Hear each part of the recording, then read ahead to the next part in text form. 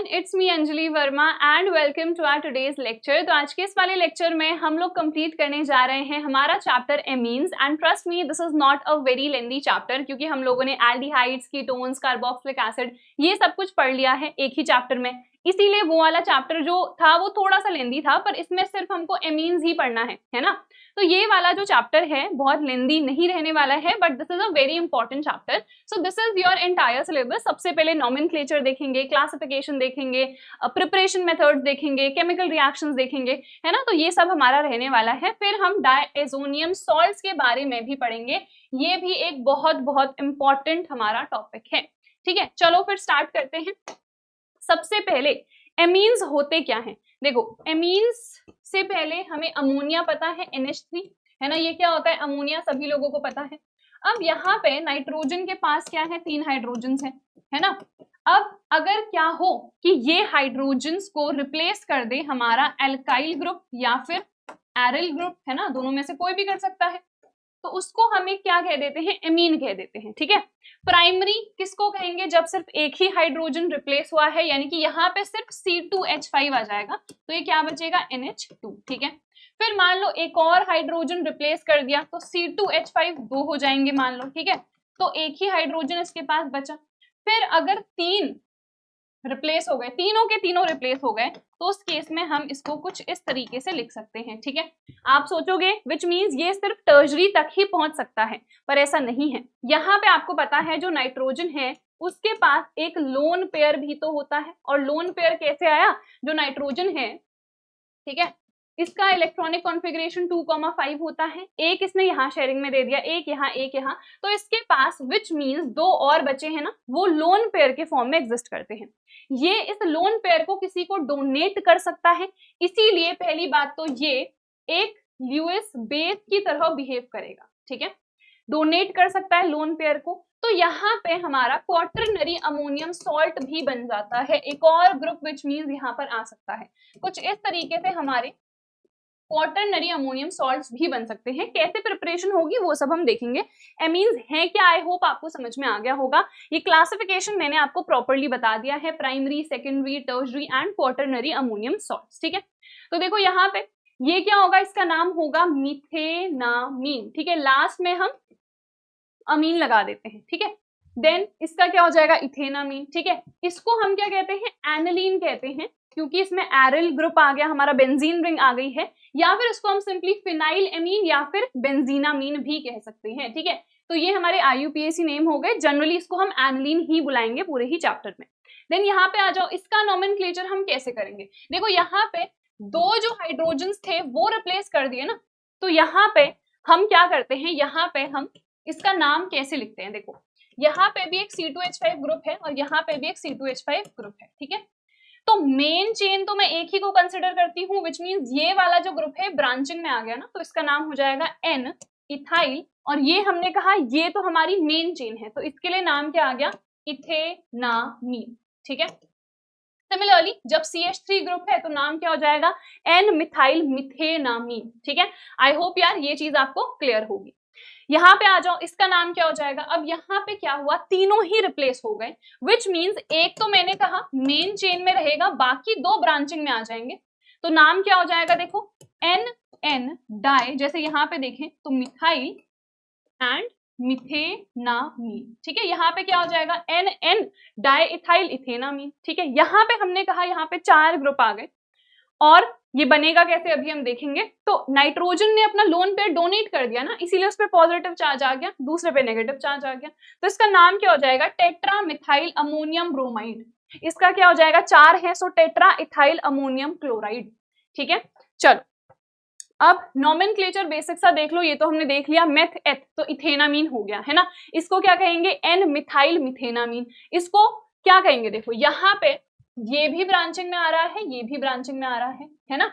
Main chain में maximum number of carbon atoms होंगे, ये आपको हमेशा ध्यान देना है। तो दोनों ही ब्रांचिंग में आ गए। पहले किसको लिखेंगे? तो अल्फाबेटिकल ऑर्डर हम देखते हैं, तो E पहले आता है ना, तो N ethyl, N methyl, then main chain ये वाली है, मेन चेन में 2 कार्बन है, तो इथेनामीन। तो इस तरीके से हम यहाँ पे नोमेनक्लेचर इजिली कर सकते हैं। ठीक है, यहाँ पे आ जाओ इस वाले पे पहले।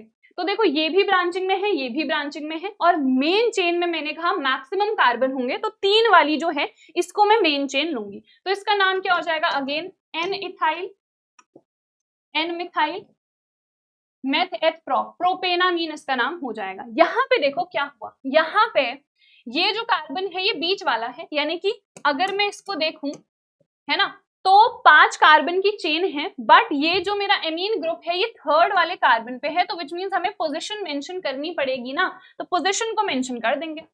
अब यहाँ पे देखो एन, ये है ना इसके ब्रांचिंग में, ब्रांचिंग नहीं बेसिकली इसके साथ है ना, मेन चेन तो क्योंकि मैंने कहा यही वाली होगी, तो इसके लिए क्या आ जाएगा, एन मिथाइल।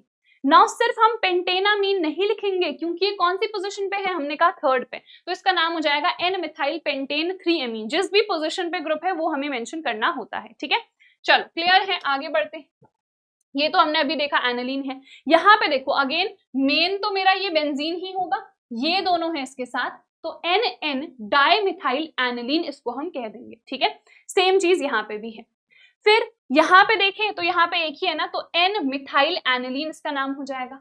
और ये स्ट्रक्चर भी बड़ा आसान है, मेन चेन में obviously maximum number of carbon होंगे, तो इसका नाम हो जाएगा एन। अब यहाँ पे क्या आएगा, देखो ये इथाइल हो गया और ये क्या हो गया, प्रोपाइल, तो ऑब्वियसली ये पहले आ रहा है, तो N ethyl N propyl meth eth prop but, butanamine इसका नाम हो जाएगा, ठीक है। चलो अब आ जाते हैं प्रिपरेशन मेथड में। तो सबसे पहले हमारा जो प्रिपरेशन मेथड है वो है हॉफमैन्स अमोनोलिसिस रिएक्शन, और ये हम ऑलरेडी हैलोएल्केन्स एंड हैलोअरीन्स में पढ़ चुके हैं। तो देखो यहाँ पे हम अमोनिया के साथ सिंपली रिएक्शन करा देते हैं किसी भी हैलोएल्केन की। तो यहाँ पे क्या होगा, यहाँ पे हमने कहा HBr रिमूव हो जाएगा, ये जो NH2 है ये यहाँ पे आके अटैच हो जाएगा, ठीक है। फिर इसका एक और हाइड्रोजन ये वाला ग्रुप रिप्लेस कर देगा, तो विच मीन्स 2 ग्रुप यहाँ पे आ जाएंगे ये वाले, और हाइड्रोजन एक ही बचेगा, यहाँ पे भी HBr रिमूव हो जाएगा। ये फिर से रिएक्ट करेगा, हमने कहा यहाँ से भी HBr निकलेगा, तो यहाँ पे कितने ग्रुप आ जाएंगे, विच मीन्स यहाँ पे 3 ग्रुप आ जाएंगे, and this will be like this, है ना। अब यहाँ पे हमने कहा लोन पेयर इसके पास बचा है, ये क्या करेगा, ये इस लोन पेयर को डोनेट कर देगा। तो यहाँ पे देखो क्या बन जाएगा, C2H5 4, ये चौथा भी आ गया, इसने अपना लोन पेयर डोनेट कर दिया किसको, ब्रोमीन को, तो इस पे पॉजिटिव चार्ज और इस पे आ गया नेगेटिव चार्ज। नाम क्या होगा, अभी हमने देखा टेट्रा इथाइल अमोनियम ब्रोमाइड, ठीक है। चलो नेक्स्ट है अमोनोलिसिस ऑफ अल्कोहल। सेम चीज, अल्कोहल की रिएक्शन भी आप अमोनिया के साथ करा दो, सेम रिएक्शन यहाँ पर भी होगी। देखो C2H5 NH2 यहाँ पे आ जाएगा, यहाँ पर से H2O निकलेगा, ये फिर से रिएक्ट करेगा, तो यहाँ पे C2H5 whole twice NH, same वापस से फिर से H2O निकल जाएगा, फिर से ये रिएक्ट करेगा, तो हमने कहा यहाँ पे 3 ग्रुप आ जाएंगे। अब बेचारे नाइट्रोजन के पास कोई हाइड्रोजन नहीं बचा है, पर ये फिर से रिएक्ट करेगा, और इस केस में फिर से रिएक्ट करके ये क्या कर देगा, अपना जो लोन पेयर है उसको डोनेट कर देगा। इसका नाम क्या हो जाएगा, टेट्रा इथाइल अमोनियम हाइड्रोक्साइड, ठीक है। देन है रिडक्शन ऑफ नाइट्रो कंपाउंड्स। जो भी हमारे नाइट्रो कंपाउंड्स हैं उनका हम रिडक्शन करेंगे तो हमको प्राइमरी एमीन्स मिल जाएंगे, और रिडक्शन करने के लिए आपको पता है हमारे पास बहुत सारे रिड्यूसिंग एजेंट्स होते हैं। या तो सिंपली हाइड्रोजन के साथ आप रिडक्शन कर दो, कैटलिस्ट का यूज कर सकते हो, निकल है, प्लैटिनम है, पैलेडियम है, या फिर मेंडिस रिएक्शन हमने देखी थी, वहां पे भी एक हमारा रिड्यूसिंग एजेंट था, ठीक है। स्टीफेंस रिडक्शन हमने देखा, वहां पे भी हमारा एक रिड्यूसिंग एजेंट था, या फिर reducing agent iron in HCl। इस तरीके से ये सब रिड्यूसिंग एजेंट्स हैं, आप कुछ भी यहाँ पे लिख सकते हो, होगा रिडक्शन ही, ठीक है। तो देखो इसका जब आप रिडक्शन कर दोगे तो आपको सिंपली क्या मिल जाएगा, दिस इज नाइट्रोबेंजीन ना, तो आपको यहाँ पे एनिलीन मिल गया, इसका रिडक्शन कर दो CH3NH2 आपको मिल जाएगा, ठीक है, यानी कि मिथेनामीन यहाँ पे मुझे मिल गया। सेम इसका कर दो, तो यहाँ पे देखो कोई सा भी आप रिड्यूसिंग एजेंट ले सकते हो, होगा उसका रिडक्शन ही, तो कन्वर्जन्स में ये काफी ज्यादा यूज होगा, ठीक है। उसके बाद अगर साइनाइड्स का आप रिडक्शन कर दो तभी भी आपको एमीन्स ही मिलने वाले हैं, ठीक है। देखो इसका रिडक्शन कर दो, अगेन यहाँ पे आप सोडियम इन अल्कोहल यूज कर सकते हो, Fe/HCl यूज कर सकते हो, SN/HCl, ये सब हमारे रिड्यूसिंग एजेंट्स ही हैं, ठीक है। तो देखो यहाँ पे C2H5 CH2NH2, तो यानी कि यहाँ पे 3 कार्बन वाला हमको एमीन मिल गया है, तो मेथ एथ प्रोपेनामीन इसका नाम हो जाएगा। सेम यहाँ पे देख लो, ये मिल गया हमें CH2NH2, तो इसका नाम क्या हो जाएगा, इसका नाम होगा बेंजाइल एमीन, ठीक है। मैंने बताया था ना ये जो CH2 ग्रुप होता है ये बेंजाइल होता है, तो इसका नाम हो गया बेंजाइल एमीन। ठीक है, इससे हम एनालीन प्रिपेयर ऑब्वियसली नहीं कर सकते हैं, क्योंकि साइनोबेंजीन की जब मैं बात कर रही हूं तो यहाँ पे कार्बन है ना, तो यहाँ पे हाइड्रोजन ऐड होंगे तो बेंजाइल यहाँ पे बनेगा। एनालीन में तो बेंजीन के अलावा कोई कार्बन और होता ही नहीं है, तो इससे हम एनालीन प्रिपेयर नहीं कर सकते हैं। एनालीन प्रिपेयर करने की और भी बहुत सारी मेथड्स हैं जो कि हम देखेंगे। ठीक है, देन ऑक्सिन्स याद है क्या था, जब भी हाइड्रोक्सिल एमीन के साथ रिएक्शन करा रहे थे एल्डिहाइड या कीटोन की, तो ऑक्सिन बन रहे थे। अब इन ऑक्सिन का आप रिडक्शन कर दो, आपको डायरेक्टली मिल जाएंगे एमीन्स। ठीक है, तो देखो यहाँ पे इसका रिडक्शन हो गया, तो CH3CCH3 यहाँ पे क्या होगा, एक हाइड्रोजन यहाँ पे आ जाएगा, यहाँ पे हमारे पास नाइट्रोजन है ना, 2 हाइड्रोजन इसके साथ आ जाएंगे। तो क्या होगा, देखो यहाँ पे सब में हमने 4 नेसेंट हाइड्रोजन लिखे हैं, यानी कि रिड्यूसिंग एजेंट का हमने यूज कर रखा है। तो यहाँ पे क्या होगा, देखो ये हाइड्रोजन मान लो यहाँ लिख दिया, 2 आ गए हैं, 2 हाइड्रोजन बचे ना, और एक ऑक्सीजन भी तो है यहाँ पे, तो यानी कि H2O मॉलिक्यूल यहाँ पर से रिमूव हो जाएगा। सेम चीज बाकी रिएक्शंस में भी आपको करनी है। ठीक है, देखो यहाँ पे C6H5 इट विल बी, एक हाइड्रोजन है इसके पास, एक नाइट्रोजन है, तो एक हाइड्रोजन और यहाँ पे आ जाएगा, 2 हाइड्रोजन यहाँ पर आ जाएंगे और H2O मॉलिक्यूल यहाँ पर से रिमूव हो जाएगा। ठीक है, देन है रिडक्शन ऑफ एसिड एमाइड। ठीक है, अब देखो ये 2 रिएक्शंस ना अलग अलग हैं, दोनों से ही हम बना एमीन ही रहे हैं, पर डिफरेंस है। इसका सिंपली रिडक्शन करोगे तो ये ऑक्सीजन की जगह पे हाइड्रोजन आ जाएगा, तो CH3 CH2 NH2, अगेन देखो यहाँ पे से H2O मॉलिक्यूल रिमूव हो जाएगा। सेम चीज यहाँ पे भी होगी, देखो तो यहाँ पे CH2 NH2 आ गया। ठीक है, यहाँ पे से भी H2O निकल गया। एक तो ये वाली मेथड है इसको इसमें कन्वर्ट करने की। अगर मान लो आपको इसको कन्वर्ट करना है एनालीन में, तो कैसे कर सकते हैं, तो उसके लिए है हमारे पास Hoffmann bromamide reaction. This is a very important reaction, as it is भी आ जाती है और कन्वर्जन में तो बहुत ज्यादा यूज होती है। इसमें हम क्या करते हैं, इसमें हम एसिड एमाइड ही यूज कर रहे हैं, पर हॉफमैन ब्रोमामाइड है ना, तो ब्रोमीन और एक बेस के साथ यहाँ पे रिएक्शन कराते हैं, वो NaOH भी हो सकता है, KOH भी हो सकता है। तो यहाँ पे हमें देखो यहाँ पे 2 कार्बन है ना, पर मुझे जो एमीन मिलेगा उसमें एक कार्बन कम होगा, यानी कि ये बेसिकली गायब हो जाएगा, तो मुझे क्या मिलेगा CH3NH2। सिमिलरली यहाँ पे देखो ये यही तो है, अब क्या कहा मैंने कहा ये वाला कार्बन गायब हो जाएगा, तो क्या मिलेगा मुझे C6H5NH2, जो कि क्या होता है एनालीन। ठीक है, तो देखो यहाँ पे C6H5NH2 मुझे मिल जाएगा, प्लस यहाँ पे प्रोडक्ट्स क्या क्या बनेंगे वो देख लो। ठीक है, तो सबसे पहले ये जो कार्बन है ये गया कहाँ, तो ये कार्बोनेट के फॉर्म में चला जाता है, तो K2CO3 यहाँ पे मुझे मिल गया। ठीक है, इसके अलावा 2 पोटेशियम हो गए हैं, 2 ब्रोमीन के साथ चले जाएंगे। ठीक है, और यहाँ पे पानी भी निकलेगा। ठीक है, तो 2 पानी के मॉलिक्यूल्स भी यहाँ पर से रिमूव हो जाएंगे। ठीक है, सेम चीज ऊपर वाले में भी है, देखो CH3NH2 आपको मिल गया, Na2CO3 यहाँ पे से निकल गया, और 2 NaBr भी निकल गया, और 2 वाटर मॉलिक्यूल्स भी यहाँ पर से रिमूव हो गए। ठीक है, तो विच मीन्स है तो एसिड एमाइड ही, चेंज एमीन में ही हो रहा है, पर यहाँ पे सेम नंबर ऑफ कार्बन है। जब आप सिंपल रिडक्शन कर रहे हो, जब आप हॉफमैन ब्रोमामाइड रिएक्शन करा रहे हो, तब कार्बन का नंबर 1 कम हो जा रहा है, और इसका हम कन्वर्जन में बहुत ज्यादा यूज करते हैं, तो आपको ध्यान देना है। ठीक है, कन्वर्जन भी हम प्रैक्टिस करेंगे जल्दी, डोंट वरी। चलो उसके बाद है by immunization of aldehyde and ketone. Imine क्या है याद है, स्टीफन्स रिडक्शन में हम लोगों ने पढ़ा था। तो यहाँ पे देखो इसकी रिएक्शन जो हमारा एल्डिहाइड है, कीटोन है, उसकी रिएक्शन अमोनिया के साथ करा दो, तो यहाँ पे बन गया इमीन। ठीक है, इस इमीन का सिंपली रिडक्शन कर दो, ये इमीन बन रहा था ना, यहाँ पे डबल बॉन्ड आ रहा था, इसका सिंपली रिडक्शन कर दो तो मिल गया ना CH3CH2NH2, हाइड्रोजन आके यहाँ और यहाँ अटैच हो गए बस। ठीक है, सेम चीज यहाँ पे देखो C6H5CH double bond NH, H2O molecule यहाँ पर से रिमूव हो जाएगा, रिडक्शन कर दो C6H5CH2NH2, यानी कि यहाँ पर भी मुझे बेंजाइल एमीन मिल गया है। सेम चीज आपको यहाँ पर भी करनी है। ठीक है, फिर है Gabriel phthalimide reaction, again this is a name reaction, very important. तो यहाँ पे हम थैलेमाइड का यूज करते हैं। सो थैलेमाइड क्या है, ये है थैलेमाइड। ठीक है, इसको कैसे बनाएंगे, इस तरीके से देखो, यहाँ पे C double bond O and this is NH। ठीक है, ये है थैलेमाइड। इसकी रिएक्शन हमने अल्कोहलिक KOH के साथ करा दी, तो देखो यहाँ पे क्या होगा ना, H2O मॉलिक्यूल रिमूव हो जाएगा, ये पोटेशियम इसके साथ आके अटैच हो जाएगा। फर्दर आप इसको रिएक्ट करा दो एक हैलो एल्केन के साथ। पहली बात, ये जो प्रिपरेशन मेथड है, this is not for the aromatic amines, क्योंकि यहाँ पे उस केस में आपको यूज करना पड़ेगा हैलोएरीन, है ना, और आपको पता है हैलोएरीन्स की रिएक्टिविटी बहुत कम होती है, तो यहाँ पे आप हैलोएरीन को यूज नहीं कर पाओगे, ठीक है।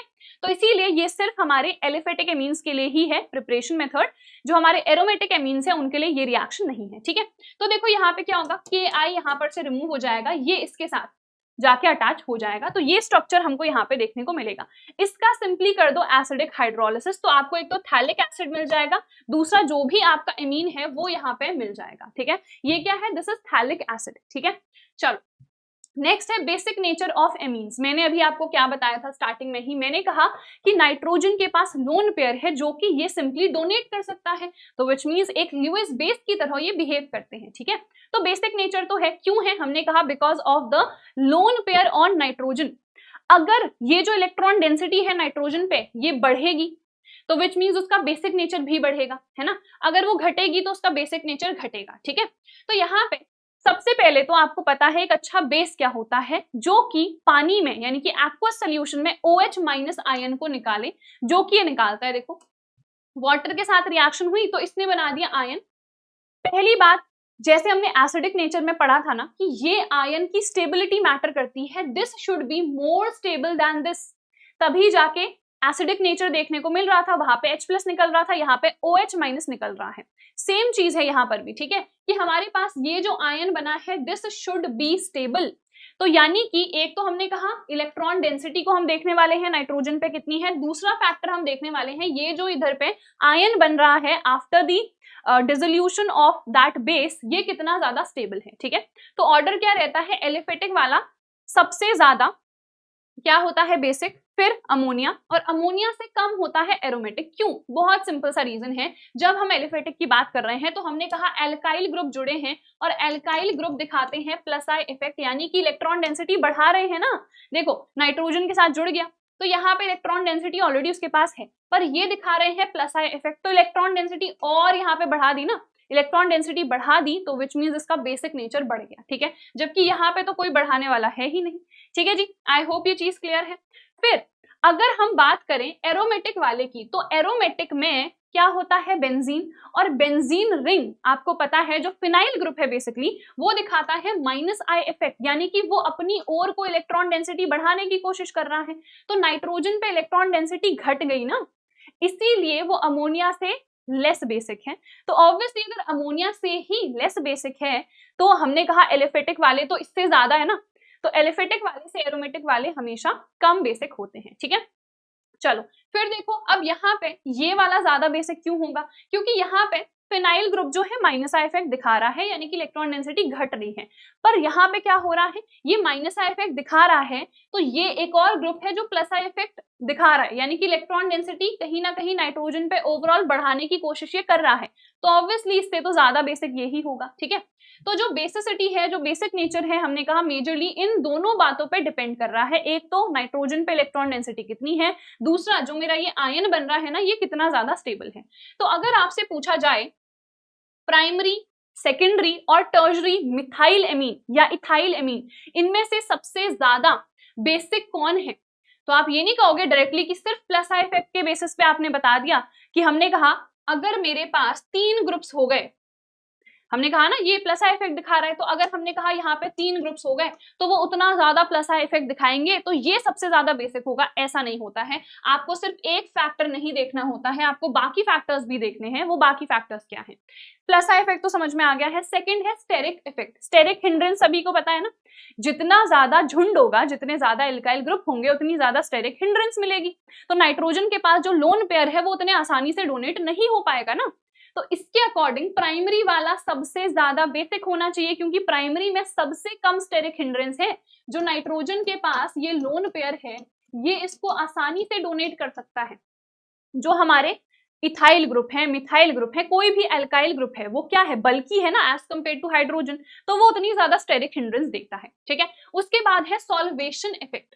अभी हमने देखा कि यहाँ पे क्या बन रहा है, यहाँ पे ये आयन बन रहा है, यानी कि यहाँ पे वी कैन सी कि ये जो हमारे एमीन्स हैं दे आर गेटिंग प्रोटोनेटेड ना, हाइड्रोजन आयन उनके पास आ रहा है, और वो क्या कर रहे हैं, OH माइनस निकाल रहे हैं। तो हाइड्रोजन आयन इनके पास आ रहा है, तो इसकी स्टेबिलिटी बहुत मैटर करती है।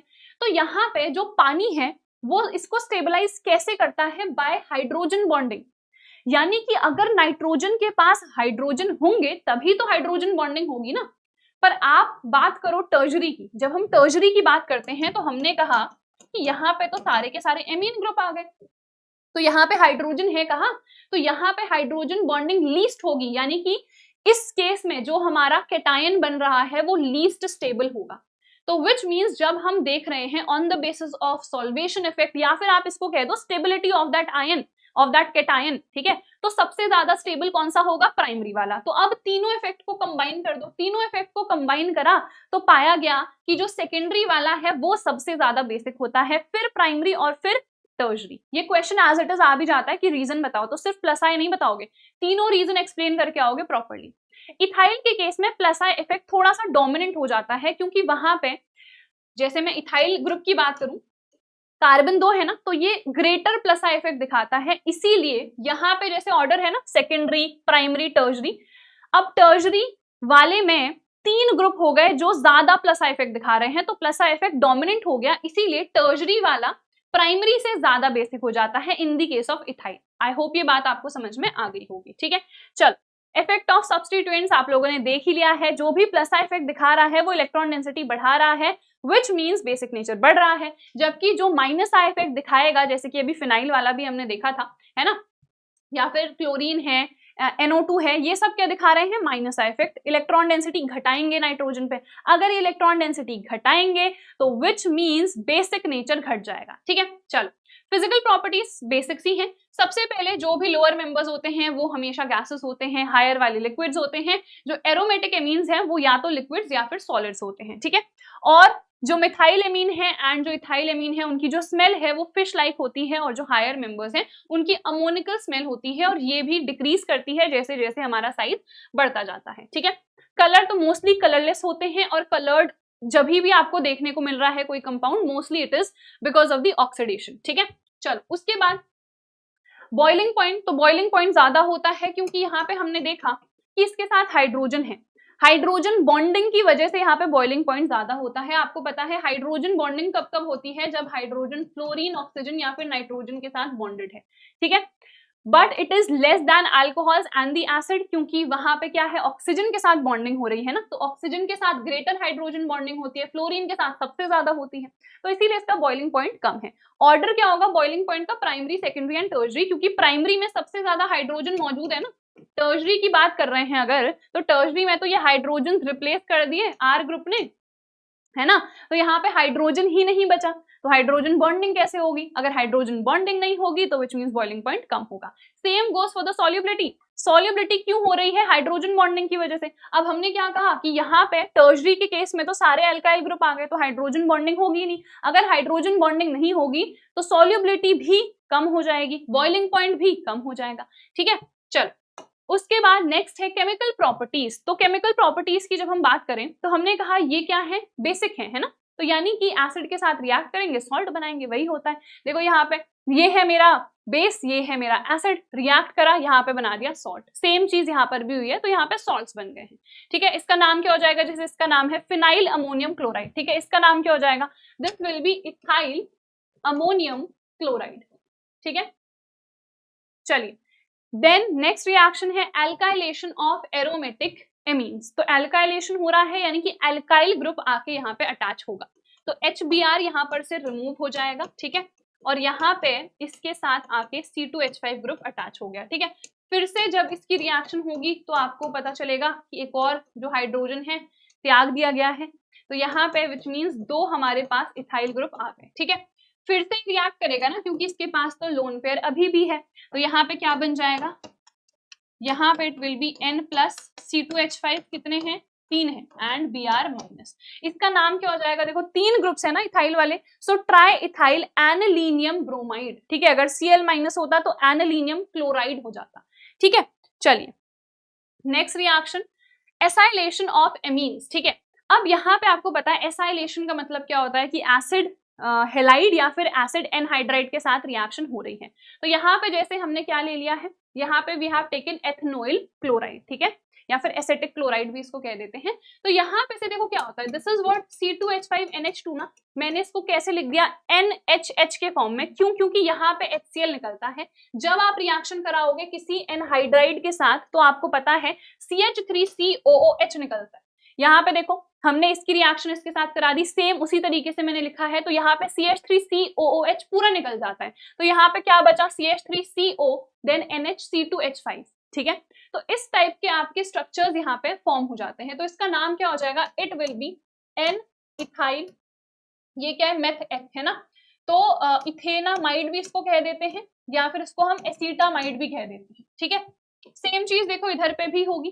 तो यहाँ पे HCl निकल गया, क्या बना CH3CO, then it will B NHC2H5। तो सेम वही तो है, एन इथाइल एसीटामाइड या फिर इथेनामाइड इसको आप कह सकते हो।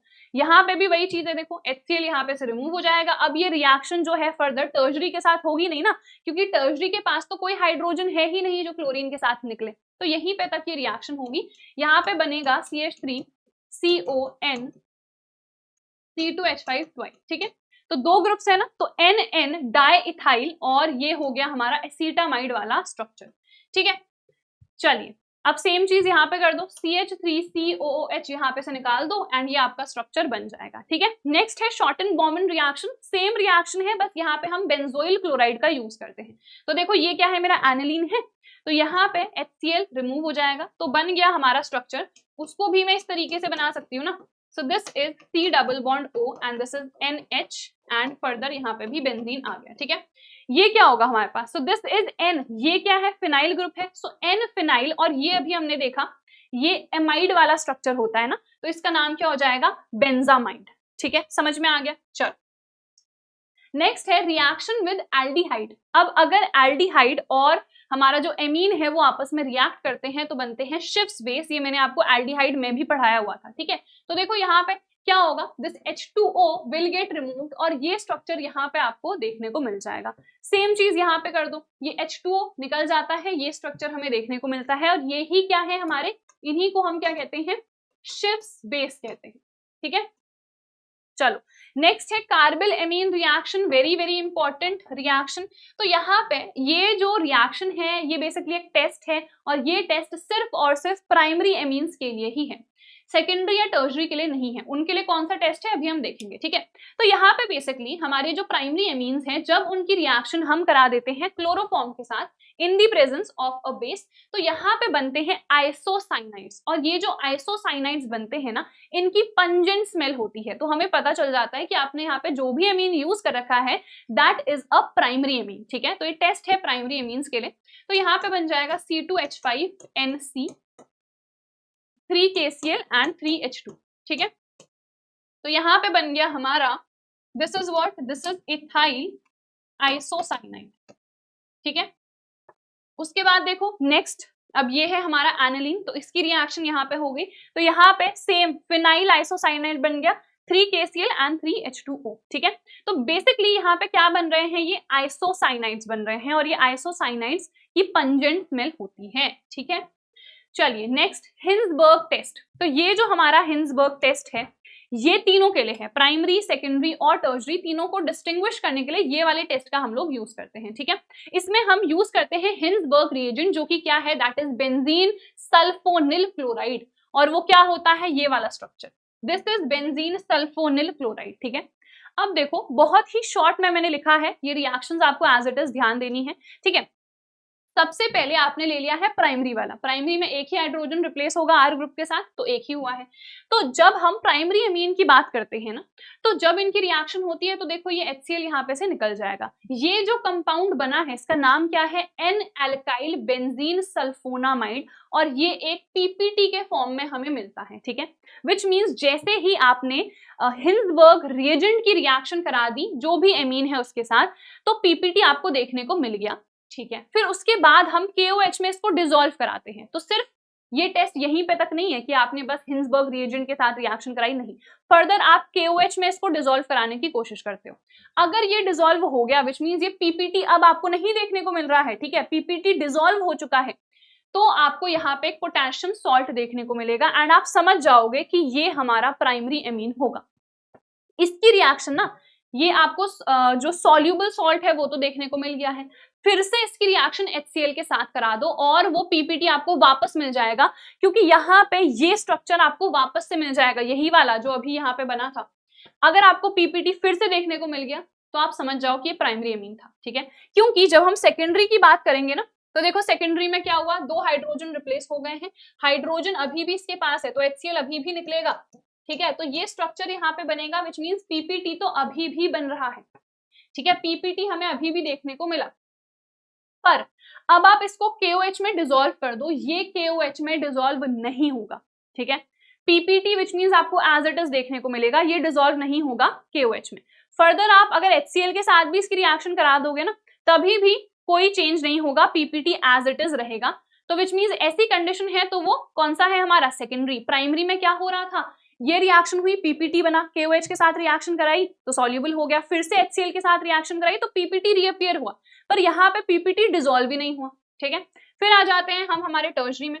टर्शरी में रिएक्शन ही नहीं होगी, आप हिंसबर्ग रिएजेंट की रिएक्शन इसके साथ करा दो, रिएक्शन नहीं होगी, इस बेचारे के पास कोई हाइड्रोजन ही नहीं है ना, क्योंकि तो कोई रिएक्शन यहाँ पर नहीं होगी, ठीक है। कोई रिएक्शन नहीं हुई, आप क्या करो, इसको रिएक्ट करा दो KOH के साथ, ठीक है। फर्दर कोई रिएक्शन नहीं होगी, इनसॉल्युबल नहीं, यहाँ पे हम लिखेंगे फर्दर नो रिएक्शन, ठीक है। फर्दर कोई रिएक्शन नहीं हुई, ठीक है, विच मीन्स कोई रिएक्शन ही नहीं हुई है, ना हमें पीपीटी देखने को मिल रहा है, ना कोई सॉल्युबल सोल्यूशन देखने को मिल रहा है। फिर आपने क्या करा, फिर आपने इसी में रिएक्ट करा दिया है HCl, ठीक है, क्योंकि हमारे यही तो स्टेप थे। हमने कहा पहले इसकी रिएक्शन इसके साथ होगी, फिर KOH, हमने कहा KOH में भी कोई रिएक्शन नहीं दे रहा, तो फिर हमने HCl के साथ करा दिया। HCl के साथ इसकी जैसे ही रिएक्शन हुई, हमें एक यहाँ पे क्लियर सोल्यूशन देखने को मिला। तो अगर ये क्लियर सोल्यूशन हमको देखने को मिल रहा है, विच मीन्स हम लोग समझ गए कि ये हमारा क्या है, टर्शरी अमीन है। तो तीनों को हम आसानी से डिस्टिंग्विश कर सकते हैं। क्या यूज करना है हमें, बेंजीन सल्फोनिल क्लोराइड जो कि हमारा हिंसबर्ग रिएजेंट है, फिर हमें KOH यूज करना है, फिर हमें HCl यूज करना है। ये 3 स्टेप आपको तीनों के केस में करने हैं, और जो जो चीजें हो रही हैं वो हमने डिस्कस कर ली है, ठीक है। चलो नेक्स्ट पे आ जाते हैं, reaction with the Grignard reagent, not very important reaction, ठीक है। बस हमने देखो ये हमने एमीन ले लिया है, यहाँ पे हमने ग्रिग्नार्ड रिएजेंट ले लिया है, तो यहाँ पे से C2H6 जो है दैट विल गेट रिमूव्ड और ये स्ट्रक्चर हमारा यहाँ पे बन जाएगा। सेम चीज देखो यहाँ पे भी हो रही है, एंड ये ऑब्वियसली सेकेंडरी तक ही होगा, टर्शरी में होगा नहीं, क्योंकि वहां पे ये भी रिप्लेस हो जाएगा, है ना। तो कोई हाइड्रोजन यहाँ पे बचेगा ही नहीं जो इसके साथ फर्दर रिमूव हो सके, ठीक है। फिर है हॉफमैन मस्टर्ड ऑयल रिएक्शन, ये रिएक्शन होती है विद कार्बन डाइसल्फाइड, ये भी उतनी ज्यादा इंपॉर्टेंट है नहीं। तो यहाँ पे देखो ये हमने ले लिया है C2H5NH2, इसकी रिएक्शन कार्बन डाइसल्फाइड के साथ हमने करा दी। अब देखो यहाँ पे दिस इज NH, तो यहाँ पे इसके साथ कार्बन आ जाएगा। कार्बन के साथ क्या था, हमने कहा एक तो ये सल्फर है, इधर पे भी सल्फर है और एक हाइड्रोजन यहाँ का बचा ना, तो ये स्ट्रक्चर हमको यहाँ पे देखने को मिलेगा। इसका नाम क्या है, this is dithio ethyl carbonic acid. Further इसकी रिएक्शन हम करा देते हैं HgCl2 के साथ, तो उस केस में हमें मिलता है ethyl isothiocyanate, this is the structure, और जो HgS है और HCl वो यहाँ पर से रिमूव हो जाते हैं, ठीक है। नेक्स्ट है इलेक्ट्रोफिलिक सब्स्टिट्यूशन रिएक्शंस, तो सबसे पहले हैलोजनेशन है। अब देखो ये जो हमारा ग्रुप है ना NH2 वाला, नाइट्रोजन पे इलेक्ट्रॉन डेंसिटी बहुत ज्यादा है, तो this is a highly activating group, ठीक है। तो ये क्या करता है, बेंजीन रिंग को बहुत ज्यादा एक्टिवेट कर देता है, यानी कि आपको पता है ना ये इलेक्ट्रॉन डेंसिटी बढ़ाता है बेंजीन पे, तो ये जो मेरी ऑर्थो पोजिशंस और ये जो पैरा पोजिशन है ये बहुत ज्यादा एक्टिव हो जाती है। तो जब हम इसका ब्रोमिनेशन करते हैं ना, तो ये जो ब्रोमीन है मेरा इलेक्ट्रोफाइल, इलेक्ट्रॉन डेंसिटी ही तीनों पे ही बहुत ज्यादा है, तो ये तीनों जगह पे जाके अटैच हो जाता है, ठीक है। तो देखो यहाँ पे क्या मिल गया मुझे, 2,4,6 ट्राई ब्रोमो एनिलीन, और इसका येलो कलर का पीपीटी हमको देखने को मिलता है, ठीक है। अब अगर आपको चाहिए है ऑर्थो एंड पैरा प्रोडक्ट, तो आपको ये जो इतना हाईली एक्टिवेटिंग ग्रुप है इस पे इलेक्ट्रॉन डेंसिटी थोड़ी सी कम करनी पड़ेगी। वो हम कैसे करेंगे, वो हम करते हैं इसकी रिएक्शन एसिटिक एनहाइड्राइड के साथ करा के, ठीक है, या फिर आप एसिटिक क्लोराइड के साथ भी करा सकते हो। तो यहाँ पे एसाइलेशन आपने बेसिकली इसका कर दिया, तो यहाँ पे क्या बनेगा, यहाँ पे एसिटानिलाइड बन जाता है, दिस NHCOCH3, और यहाँ पे से क्या निकल जाएगा आपको पता है, CH3COOH गेट्स रिमूव्ड। इसको हम या तो एसिटानिलाइड कहते हैं या फिर क्या कहेंगे हम इसको हम कहेंगे एन फिनाइल एसीटामाइड, ठीक है, एन फिनाइल एसीटामाइड या इथेनामाइड इसको हम कहेंगे, ठीक है, तीनों नेम इसके यूज होंगे। अब यहाँ पे होगा क्या, यहाँ पे आपको रेजोनेंस देखने को मिलेगा। देखो ये वाला ग्रुप आ गया ना, कार्बोनिल ग्रुप आ गया, जो कार्बोनिल ग्रुप है वो अपनी ओर को इलेक्ट्रॉन डेंसिटी बढ़ाने की कोशिश करेगा। तो बेसिकली क्या होगा, देखो नाइट्रोजन से इलेक्ट्रॉन डेंसिटी कम हो गई ना, नाइट्रोजन पे पॉजिटिव चार्ज आ गया, यही तो मुझे चाहिए था। नाइट्रोजन पे इलेक्ट्रॉन डेंसिटी इतनी ज्यादा थी जिसकी वजह से बेंजीन रिंग एकदम एक्टिव हो गई थी, सारे जो दो मेरे पास ऑर्थो पोजिशन है और पैरा पोजिशन है सब एक्टिव हो गए थे। इसीलिए क्या हो रहा था, तीनों पोजिशन पे चले जा रहे थे हमारे इलेक्ट्रोफाइल। मुझे सिर्फ ऑर्थो एंड पैरा पोजिशन पे ही चाहिए है, इसीलिए मैंने इसका एसाइलेशन करा दिया है। बात समझ में आई। अब यहाँ पे ये जो हमने अभी देखा ना, ये एक टेस्ट होता है एनिलीन के लिए। तो एनिलीन का जब आप ब्रोमिनेशन कराओगे, ठीक है, एक्वस ब्रोमीन के साथ इसकी रिएक्शन होगी, तो यहाँ पे आपको ये देखने को मिलेगा इसका येलो पीपीटी। तो आप पहचान जाओगे कि जो भी इधर पे एमीन था वो हमारा एनिलीन था, ठीक है। चलो, तो फिलहाल यार आई होप ये आपको समझ में आया। अब आप क्या करोगे, जो हमारा एसिटानिलाइड बन गया है इसका ब्रोमिनेशन करो तो आपको देखो ऑर्थो एंड पैरा प्रोडक्ट मिल जाएंगे। फिर इसका कर दो आप एसिडिक हाइड्रोलिसिस। जब आप इसका एसिडिक हाइड्रोलिसिस करोगे तो यहाँ पे आपको मिल जाएगा NH2 ग्रुप वापस, और क्या निकल जाएगा यहाँ से बताना, CH3COOH यहाँ पे से बाहर निकल जाएगा, ठीक है। तो यहाँ पे ऑर्थो प्रोडक्ट मिल गया, यहाँ पे सेम वही चीज हुई है, आपको पैरा प्रोडक्ट मिल गया है, ठीक है। चलो देन आ जाते हैं नाइट्रेशन पे। अब नाइट्रेशन के केस में क्या होता है ना, देखो नाइट्रेशन में आपको पता है कॉन्सेंट्रेटेड HNO3 भी यूज करते हैं, H2SO4 भी, यानी कि H+ जो आयन है वो यहाँ पे है, तो वो डायरेक्टली ना इसके साथ जाके जुड़ जाता है, यानी कि यहाँ पे ये स्ट्रक्चर बन गया, नाइट्रोजन पे आ गया है पॉजिटिव चार्ज। तो अब ये क्या बन गया है, ये इलेक्ट्रॉन विड्रॉइंग बन गया है, ठीक है। तो विच मीन्स अब जो मेरी रिंग है वो डीएक्टिवेट हो गई है, क्योंकि जो नाइट्रोजन है वो इलेक्ट्रॉन डेंसिटी बढ़ा ही नहीं पा रहा है, ये इलेक्ट्रॉन विड्रॉ कर रहा है बेंजीन से उल्टा, ठीक है, इलेक्ट्रॉन विड्रॉ कर रहा है, तो बेंजीन रिंग क्या हो गई, डीएक्टिवेट हो गई। तो इसमें जब हम करते हैं नाइट्रेशन फर्दर, ठीक है, तो यहाँ पे मुझे मेटा प्रोडक्ट मिलता है, क्योंकि इलेक्ट्रॉन विड्रॉइंग है ना, तो आपको पता है ऑर्थो पैरा पोजिशन पे जो इलेक्ट्रॉन डेंसिटी है घटा दी तो बढ़ेगी कहाँ पे, आपको पता है मेटा पे। सारे स्ट्रक्चर्स हम लोगों ने देख रखे हैं, ठीक है।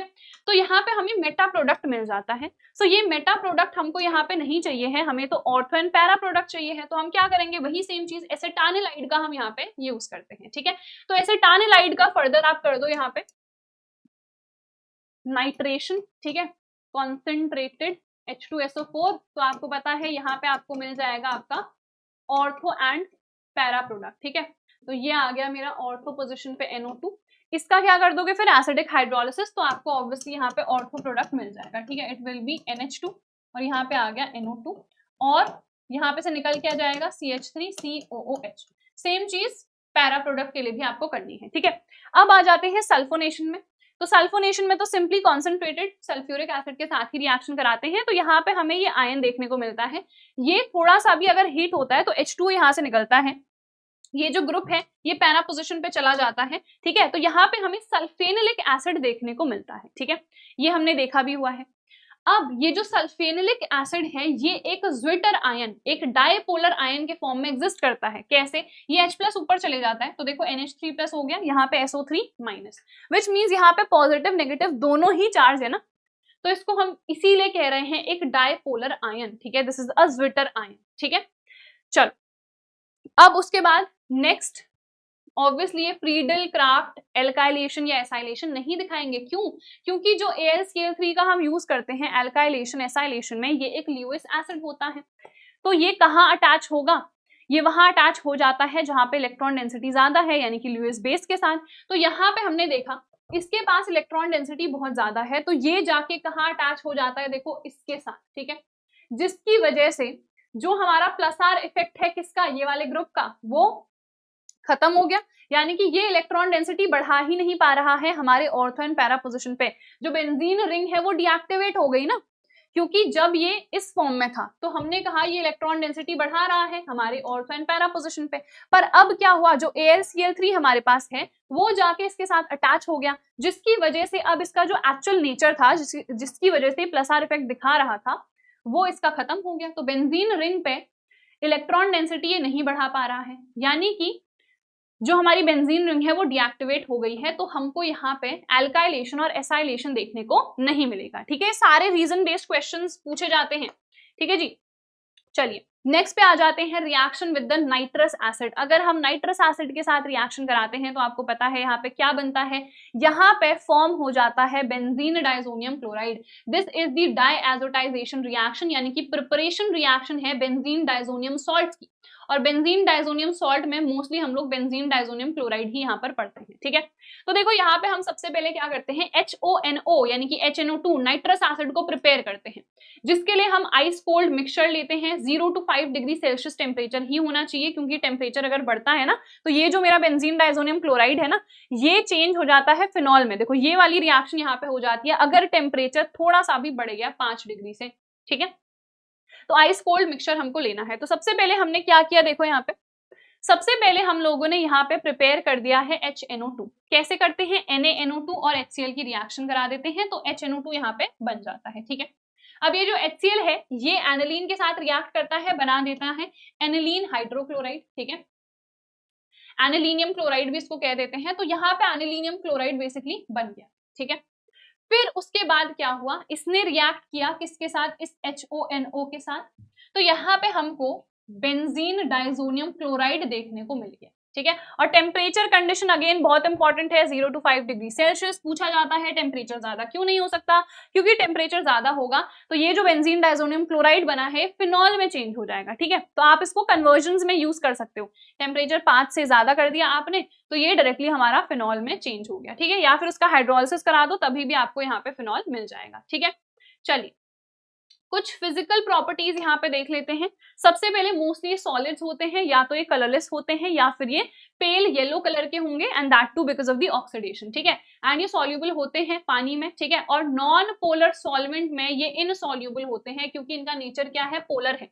ठीक है, उसके बाद ये स्टेबल रहते हैं हमारे आइस कोल्ड मिक्सचर में ही, यानी कि 0 to 5 डिग्री सेल्सियस पे ही। अगर टेम्परेचर ज्यादा होगा तो वो डिकम्पोज हो जाते हैं, नाइट्रोजन गैस यहाँ पर से रिलीज हो जाती है। ठीक है, now they are highly explosive in nature. जो हमारे ड्राई डाइजोनियम सॉल्ट्स है ना, बहुत ज्यादा अनस्टेबल और एक्सप्लोजिव होते हैं, इसीलिए हम मोस्टली इनको सोल्यूशन फॉर्म में यूज करते हैं, ड्राई फॉर्म में इनका हम इस्तेमाल नहीं करते हैं। ठीक है, एंड ये ओडरलेस है, कोई इनकी स्मेल नहीं है। ठीक है, चलो सैंड-मेयर्स रिएक्शन ऑलरेडी हम लोगों ने पढ़ ली है पहले वाले चैप्टर में। तो यहाँ पे आप क्या करते हो, जो बेंजीन डाइजोनियम क्लोराइड है उसकी CuBr या CuCl के साथ रिएक्शन करा देते हो इन दी प्रेजेंस ऑफ HCl या HBr। तो यहाँ पे आपको जो भी आपके हैलोएरीन्स हैं वो मिल जाते हैं। ठीक है, फिर गटरमान रिएक्शन में हमने क्या किया था, हमने यहाँ पे कॉपर के साथ रिएक्शन कराई थी, बस इतना ही डिफरेंस था, है ना। और हमने कहा था ये वाली रिएक्शन ज्यादा इफेक्टिव है क्योंकि यहाँ पे कॉपर को हम पाउडर्ड फॉर्म में यूज करते हैं, एंड रेट ऑफ रिएक्शन यहाँ पे बढ़ जाता है। ठीक है, चलो उसके बाद NaNO2 के साथ रिएक्शन करा दो तो सिंपली आपको क्या मिल जाएगा, यहाँ पे नाइट्रोबेंजीन मिल जाएगा। ठीक है, HBF4 के साथ कर दो तो आपको ये मिलेगा। फर्दर NaNO2 के साथ रिएक्ट करा दो तो आपको वापस से क्या मिल जाता है, यहाँ पे नाइट्रोबेंजीन ही मिल जाता है। ठीक है, अगर कन्वर्जन करना है तो ये वाली रिएक्शन डायरेक्टली उसमें चेंज हो जा रहा है, ये आपको करने की जरूरत नहीं है। ठीक है, फिर आप CuCN या KCN के साथ रिएक्ट करा दो तो ये डायरेक्टली हमारे साइनाइड्स में चेंज हो जाते हैं। देखो यहाँ पे दोनों ही केस में मुझे साइनोबेंजीन मिल रहा है। ठीक है, ये सब हम कन्वर्जन में करते रहते हैं। ठीक है, हम इजिली कन्वर्जन में इन सब का यूज कर सकते हैं। तो जैसे मान लो आपको एनिलीन को चेंज करना है आपके बेंजाइल एमीन में, है ना, तो आप आसानी से कर सकते हो। आपने बेंजीन आपने जो एनिलीन है उसको इसमें चेंज कर दिया, जो कि अभी हमने देखा डायजोटाइजेशन से, फिर आपने इसको इसमें चेंज कर दिया इस रिएक्शन से, फिर आपने इसको चेंज कर दिया, इसका तो सिंपली रिडक्शन करना है ना, और आपको बेंजाइल एमीन मिल जाएगा। कन्वर्जन में ये सब हम देखेंगे, बहुत आसानी से आप लोग कर लोगे। ठीक है, चलो फिर है कपलिंग रिएक्शन, लास्ट टॉपिक है, एंड कपलिंग रिएक्शन कैसे होगी आप लोग देख लो। तो यहाँ पे देखो ये है मेरा benzene diazonium chloride, para position का हाइड्रोजन यहाँ पे निकलता है, ये चीज याद रखना मोस्ट कपलिंग रिएक्शंस में। तो देखो ये मैंने इधर पे फिनॉल लिया है। अब देखो फिनॉल में अगर OH ग्रुप यहाँ पे है तो इसकी पैरा पोजीशन कहाँ पे आती है, 4th पोजीशन पे ना, 1 2 3 4 ये। तो इसका जो हाइड्रोजन है देखो ये निकलता है इस क्लोरीन के साथ, तो HCl निकल गया। तो यहाँ पे क्या फॉर्म हो गया, देखो N डबल बॉन्ड N, और ये मेरा फिनॉल ग्रुप है इधर पे। तो इसका नाम क्या होगा, पैरा पोजीशन पे आया है ना, तो पैरा हाइड्रोक्सी एजोबेंजीन, और ये हमारी ऑरेंज रेड कलर की डाई होती है। जो कपलिंग रिएक्शंस हैं वो हमारे बेंजीन डाइजोनियम सॉल्ट्स में हमें देखने को मिलती हैं, एंड ये रिएक्शंस का हम यूज करते हैं डाइस प्रिपेयर करने के लिए। ठीक है, फिर देखो हमने बीटा नेफ्थॉल के साथ इसकी रिएक्शन कराई, सेम चीज होगी। ठीक है, यहाँ पे फिलहाल थोड़ा सा डिफरेंस है कि ये जो ऑर्थो पोजिशन वाला हाइड्रोजन है ना, ये यहाँ पे निकलता है। ठीक है, ये यहाँ पे इसके साथ निकल गया, तो देखो ये सेम स्ट्रक्चर हमें यहाँ पे देखने को मिलेगा। बेसिकली ये जो चीज है ना, ये इधर पे आके बस अटैच हो जाएगी, और कुछ आपको नहीं करना है। ये भी ऑरेंज रेड कलर की डाई है हमारी। ठीक है, फिर अगर ये एनिलीन के साथ कपलिंग करें तो यहाँ पे भी पैरा पोजिशन वाला ही होगा। ठीक है, देखो एक्चुअल में तो हमने यहाँ पे रीअरेंजमेंट करके देखा है, इसको आप सिंपली भी लिख सकते हो। देखो कैसे लिख सकते हो, इसके साथ मैंने क्या कर दिया, NH2 मैंने इस साइड पे लिख दिया, तो यानी कि पैरा पोजीशन के हाइड्रोजन की मैं बात कर रही हूँ। HCl यहाँ पे से निकल गया। ठीक है, HCl निकलेगा तो देखो क्या स्ट्रक्चर मुझे डायरेक्टली देखने को मिलेगा, N डबल बॉन्ड N, यहाँ पे आ गया, क्या बचा इसके पास, कुछ नहीं बचा। ठीक है, डायरेक्टली बेंजीन ही आएगा, एंड NH2। तो ये स्ट्रक्चर जो मैंने रीअरेंजमेंट में देखा था वो मुझे डायरेक्टली मिल गया ना, तो आप ये डायरेक्टली भी कर सकते हो। ठीक है, तो यहाँ पे आपको क्या मिल गया, देखो पैरा अमीनो, अब यहाँ पे पैरा पोजीशन पे अमीन ग्रुप आया है, तो पैरा एमिनो एजोबेंजीन। ठीक है, ये जो स्ट्रक्चर बन रहा है ना, एजोबेंजीन इसको हम कह रहे हैं, तो ये भी हमारी ऑरेंज रेड कलर की डाई होती है। तो बेसिकली जितनी भी कपलिंग रिएक्शंस हैं हम डाइज बनाने में यूज करते हैं। ठीक है, मिथाइल ऑरेंज का नाम सुना है ना सभी ने, एक एसिड बेस इंडिकेटर होता है, उसको बनाने में भी इसी का हम यूज कर रहे हैं। ठीक है, तो एक तरीके से डाई ही समझ लो, क्योंकि उसका कलर क्या होता है, ऑरेंज ही तो होता है उसका भी कलर, तो उसको भी हम यहाँ पे से प्रिपेयर कर सकते हैं। देखो कैसे, ये है हमारी reaction, formation of methyl orange. यहाँ पे हमने सोडियम सॉल्ट ले लिया है सल्फेनिलिक एसिड का, और सल्फेनिलिक एसिड क्या है, जस्ट अभी हम लोगों ने देखा था। ठीक है, सो ये वाला जो एसिड है ये हमारा सल्फेनिलिक एसिड है। ठीक है, अब ये जो सल्फेनिलिक एसिड है इसका सोडियम सॉल्ट ले लिया है, विच मीन्स हमने क्या करा है, विच मीन्स यहाँ पे हमने अभी देखा SO3H, तो हाइड्रोजन को किसने रिप्लेस कर दिया, सोडियम। ठीक है, ये हमने ले लिया है। ठीक है, अब इसका आपने डायएजोटाइजेशन करा दिया है, तो यहाँ पे क्या होगा बताना, ये चेंज हो जाएगा ना, तो यहाँ पे जो हमारा बेंजीन डाइजोनियम सॉल्ट है बेसिकली वो हमें देखने को मिल गया। अब इसकी कपलिंग आप इसके साथ करा रहे हो, ये क्या है, ये है N मिथाइल एनिलीन, है ना। देखो यहाँ पे इसको अगर हम देखें तो ये है, अच्छा N मिथाइल नहीं, दो ग्रुप है ना, तो NN डाइमिथाइल एनिलीन इसका नाम हो जाएगा। ठीक है, तो ये इसके साथ कपलिंग जब आप करोगे अगेन कौन सी पोजीशन पे होगी, पैरा पोजीशन पे ही होगी। ठीक है, तो इसको कैसे लिख सकते हैं, मैं जरा आपको यहाँ पे शो कर देती हूँ। ठीक है, तो यहाँ पे see this is SO3 Na, ऐसे लिख देती हूँ इसको फिलहाल। ठीक है, ये मैंने कहा N2Cl है, जिसको मैं मोस्टली ऐसे लिख देती हूँ। ठीक है, अब मैंने कहा जो हाइड्रोजन है वो पैरा पोजीशन का होना चाहिए। ठीक है, तो यहाँ पे मैंने कुछ इस प्रकार से इसको बना दिया। अब क्या होगा बताना, HCl निकल जाएगा ना, तो ये इसके साथ जुड़ जाएगा। देखो यही तो स्ट्रक्चर हमें यहाँ पे देखने को मिल रहा है, देखो ये वाला सेम यही स्ट्रक्चर हमें देखने को मिल रहा है, और ये ही है मिथाइल ऑरेंज। तो मे बी मिथाइल ऑरेंज का फॉर्मूला क्या है बता दो, आपसे पूछ लिया जाए तो अगर आपको रिएक्शन पता है कि कैसे उसकी प्रिपरेशन कर रहे थे तो आप इजिली यहाँ पे उसका स्ट्रक्चर भी बता सकते हो। ठीक है, और methyl orange acid base indicator है, इसका कलर रेड हो जाता है एसिड में और इसका कलर येलो हो जाता है हमारे बेसिक मीडियम में। ठीक है, तो ये सारी की सारी जो भी इंपॉर्टेंट रिएक्शंस हैं हम लोगों ने कर ली हैं। अगर नोट्स की PDF आप लोगों को चाहिए होगी तो आप लोग टेलीग्राम ग्रुप को ज्वाइन कर लो, नेम इज स्टडी वेयरहाउस 2.0, जिसकी लिंक है डिस्क्रिप्शन में। और इसके बाद हम लोग और भी लेक्चर्स यहाँ पे अपलोड करने वाले हैं, B it for important questions, PYQs या फिर ऑर्गेनिक कन्वर्जन। तो अगर अभी तक आप लोगों ने चैनल को सब्सक्राइब नहीं करा है तो जल्दी से कर लो। हम मिलेंगे हमारे अगले वीडियो में, तब तक यार अपना ख्याल रखना एंड अच्छे तरीके से पढ़ते रहना। All the very best for your chemistry board exam.